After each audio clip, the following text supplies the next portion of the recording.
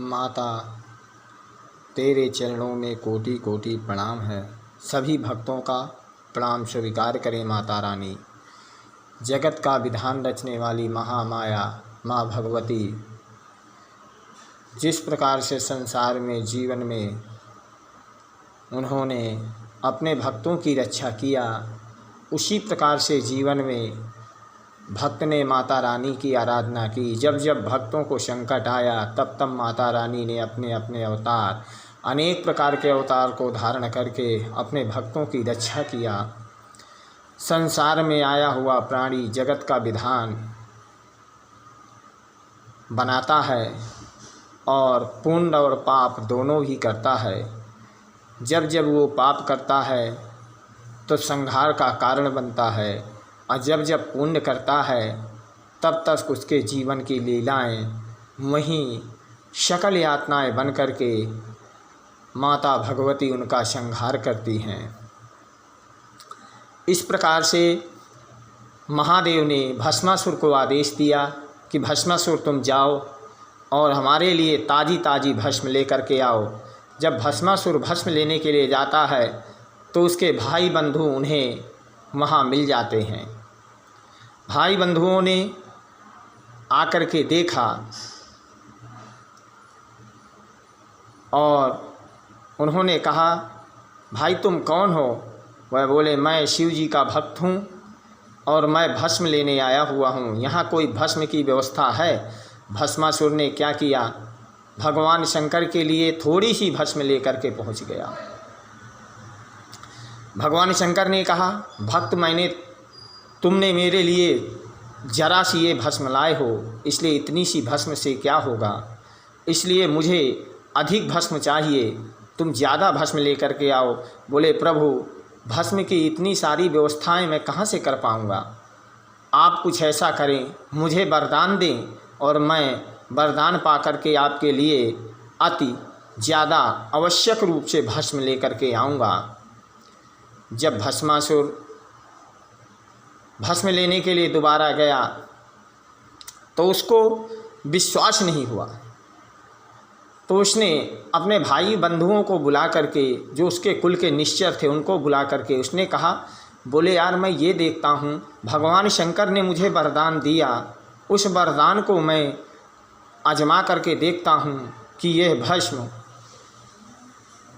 हाथ रखने से ये भस्म हो जाएगा या नहीं होगा। उसने अपने भाई बंधुओं को बुला करके उसने सभी को भस्म करना प्रारंभ कर दिया। भस्म करता चला गया, 2-3 राक्षसों को भस्म कर दिया। उन्होंने त्राहिमाम किया, उसके शरणों में गिर गए और उसने कहा, ठीक है तुम जैसे कहोगे वैसे ही मैं करूँगा। राक्षसों ने कहा, बोले महाराज आप हमारे स्वामी हैं और हम आपके ही शरण में रहेंगे, आप जैसा आदेश देंगे वैसे ही हम करेंगे, इसलिए आप हमें भस्म मत करो। भस्मासुर ने भगवान शंकर के वरदान का दुरुपयोग किया और उसने उसके जो सहपाठी निश्चर थे उन्होंने कहा, बोले तुम देवताओं को हराओ और राज्य करो तीनों लोकों में, हम तुम्हारे साथ हैं। भस्मासुर की बुद्धि पलट गई और वो भस्म तो लेकर के आया नहीं भगवान शंकर के लिए, और भगवान शंकर के पास पहुंच गया। बोले प्रभु आपने मुझे वरदान दिया है, उस वरदान से मैं ये देखना चाहता हूँ कि आपने मुझे वरदान जो दिया है वो वरदान काम करता भी है कि नहीं करता, कि आपने मुझे झूठा आश्वासन दिया है। उसने भगवान शंकर के ऊपर ही अपना अस्त्र चलाने के लिए सोचा। आज दिन रविवार, तिथि 14, सोमवार को सुबह 4:21 तक 14 रहेगी। इसके बाद अमावस्या प्रवेश करेगी। इस प्रकार से भगवती की कृपा से अब हम दुर्गा भागवत का पाठ करेंगे, जिससे कि सभी भक्त दर्शन करेंगे और पाठ का आनंद लेंगे।